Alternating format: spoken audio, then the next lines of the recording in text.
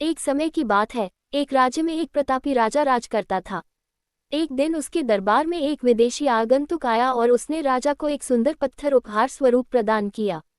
राजा वह पत्थर देख बहुत प्रसन्न हुआ। उसने उस पत्थर से भगवान विष्णु की प्रतिमा का निर्माण कर उसे राज्य के मंदिर में स्थापित करने का निर्णय लिया और प्रतिमा निर्माण का कार्य राज्य के महामंत्री को सौंप दिया। महामंत्री गांव के सर्वश्रेष्ठ मूर्तिकार के पास गया और उसे वह पत्थर देते हुए बोला, महाराज मंदिर में भगवान विष्णु की प्रतिमा स्थापित करना चाहते हैं।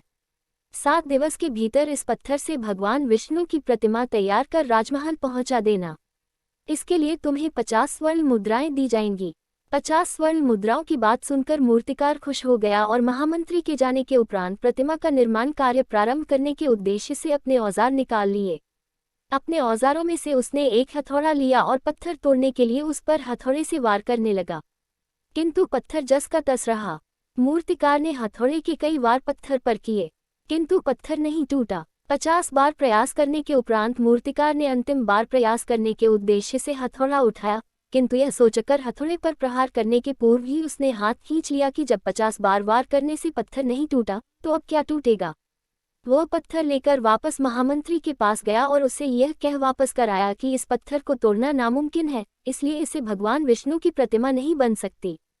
महामंत्री को राजा का आदेश हर स्थिति में पूर्ण करना था, इसलिए उसने भगवान विष्णु की प्रतिमा निर्मित करने का कार्य गांव के एक साधारण से मूर्तिकार को सौंप दिया।